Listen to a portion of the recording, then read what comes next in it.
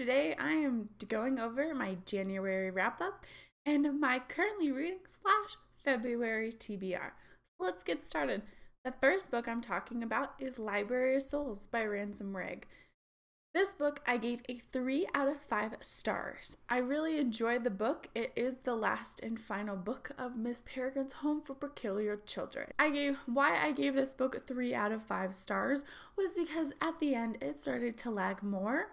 There were a lot of characters, along with why I gave it 3 out of 5 stars was due to the fact that you got so much introduced by a lot of characters in this book. The next book that I read in the month of January was The Queen's Blood by Sarah Beth. Sorry, Sarah, if I'm getting your last name pronounced wrong. I will be doing a book discussion on this channel, and once it is listed, it will be linked down below.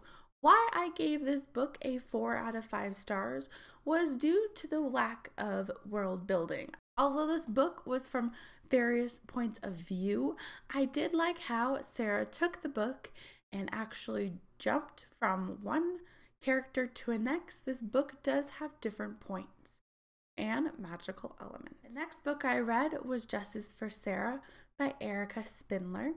I gave this book a 3 out of 5 stars. It was an interesting book. It is a mystery book. This book I gave a 3 out of 5 stars due to the fact it was very good. I guess the killer towards the end, although there was a split character in there, I did quite enjoy this book. The summary of this book is that the girl, Sarah's sister, that I cannot remember off the top of my head, gets committed for her sister's death. 10 years later, she shows back up in the town and solves her mystery. I really enjoyed this book, and I will have to check out more from this author. The last and final book that I read in January was The 1,000th Floor by Catherine McKee. Catherine McGee. I'm sorry if I'm pronouncing your last name, Catherine, wrong. This book is about a tower in New York, and they have 1,000 floors, along with a virtual, how do you put it into words, technology? There is a bunch of technology towards this world. I did want to know more backstory on the world building and why it was what it is. It starts out in the first page with a murder, and you go from there and starts back. Although that is not spoilers, this book does kind of go as a Gossip Girl, and there are LGBTQ+YA in this, along with some drug uses if people are not offended by that or are offended by that. So let's talk about the book that I am now reading, and it will go into my February TBR, although 2 of these books that I'm currently reading will probably most likely get done before January ends. The next is Shack by W.M. Paul Young. I don't know if W.M. is his first name, but I'm just going to go by Paul.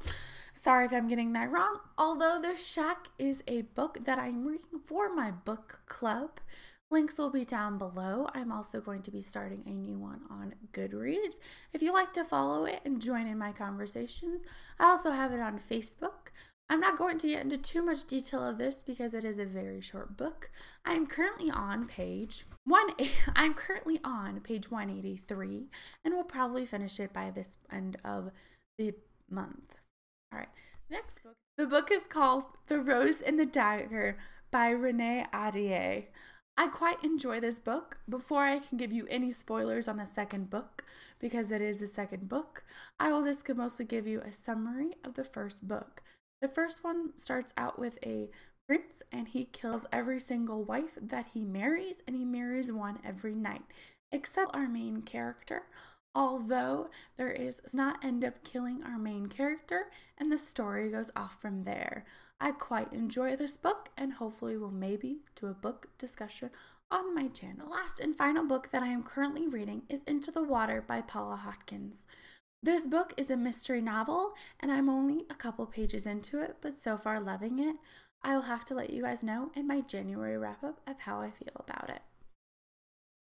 All right, guys, that's all I read in the month of January, and that's what I'm currently reading. I do not plan on reading any other books. I am more of a book mood reader, and you guys will have to stay tuned for my February wrap-up to see what I've read in the month of February.